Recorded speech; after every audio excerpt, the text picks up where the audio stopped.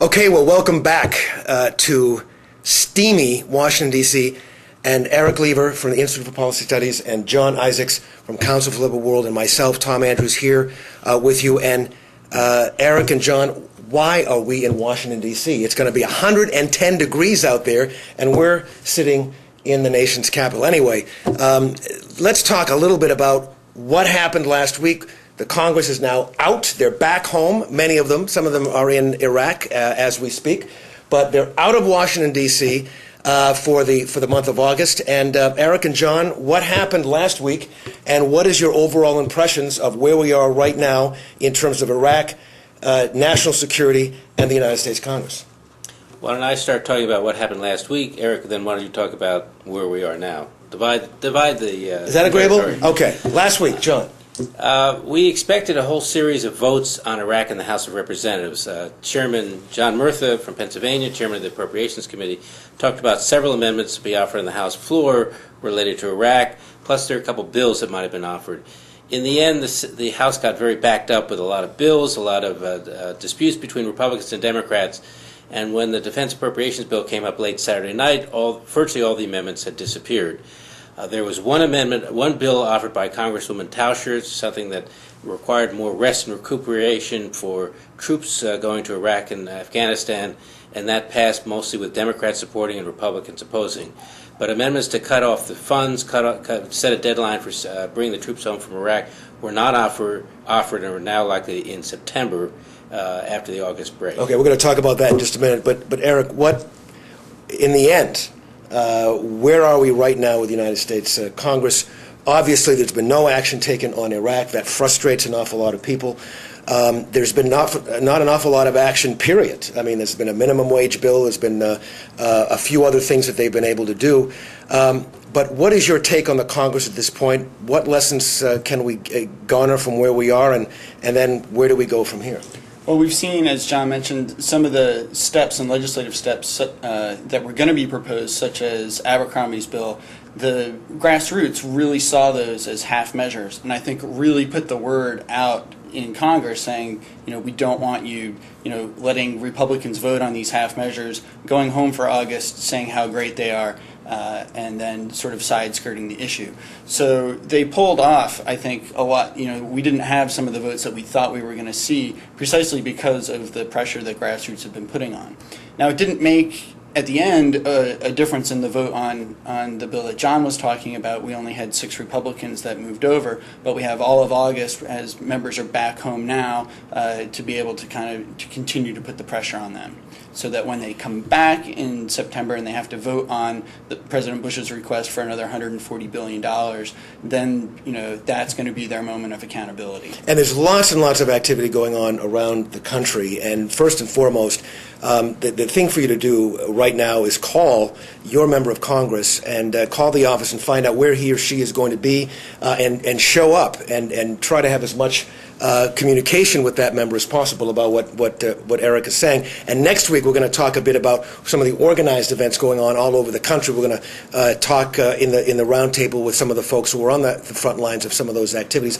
But John, tell us about when the Congress gets back. Let's say everyone gets an earful from activists all over the country. For God's sakes, go and do something about this mess in Iraq and start passing some legislation. Not half measures, but real measures. What are the opportunities, specifically what are the opportunities that members are going to have, and what are some of the things that people out there across the country should be telling their members to do when they get back here in September? We have a situation, Tom, where most Democrats are willing to vote for a tough timetable to get U.S. troops out of Iraq. An awful lot of Republicans have gone to the position where they don't like the war, they're criticizing the war, but they have not been willing to vote to end the war. What we will have in September is new opportunities for those Republicans to match their votes with their words. We expect votes in both the House and Senate from mid-September on into October. First, it'll be Defense Appropriations Bill. While part of the bill passed in the House last week, the money for Iraq and Afghanistan was put aside, about $140 billion. That money will be up for votes in the House of Representatives probably after mid-September.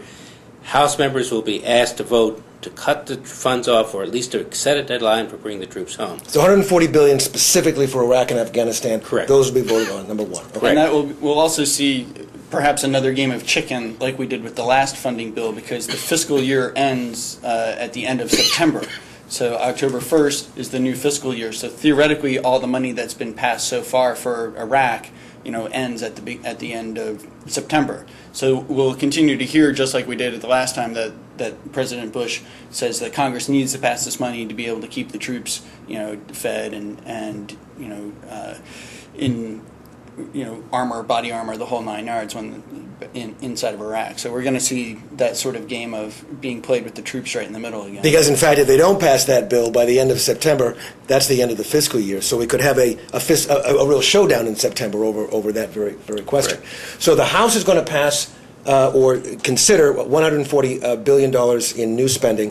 What about the Senate? What can we expect from the Senate? Senate, there are two different vehicles. The Senate started work on the defense authorization bill back in June, did not complete the bill after some amendments to get U.S. troops out of Iraq were set aside, were defeated.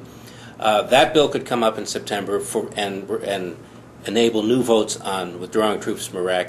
Also, defense appropriations bill, the bill that the House will be considering also at the same time, could come up in September, October as well.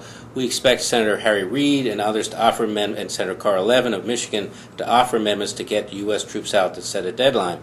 The pressure is on really for the Republicans such as Warner of Virginia and Voinovich of Ohio and Lugar of Indiana. And Collins of Maine. And Collins of Maine, who've talked a good game about, well, we're not so sure about the war.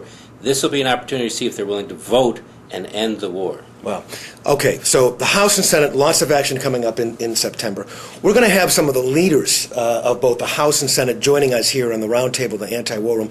Dick Durbin is going to come in the very beginning of September, try to put things in perspective over in the Senate. We'll have some House leaders coming in as well to give us a full picture of at least what the leadership are thinking as we go into these battles.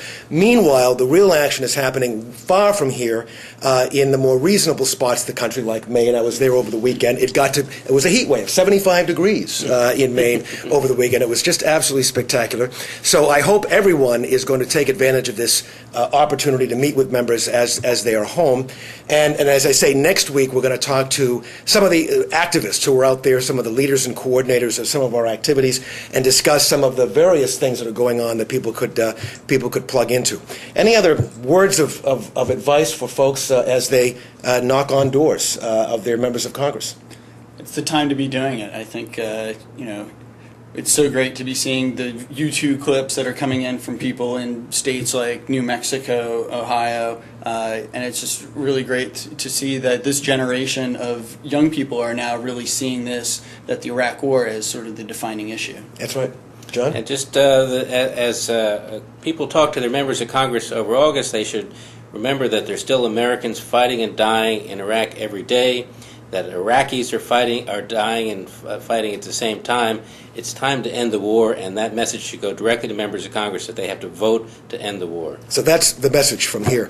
Eric is already halfway to vacation, obviously. We're going to be back here next week with some of the folks out on the front lines across this country. We're going to talk about those activities, and we'll see you back here next week. Eric, John, thanks.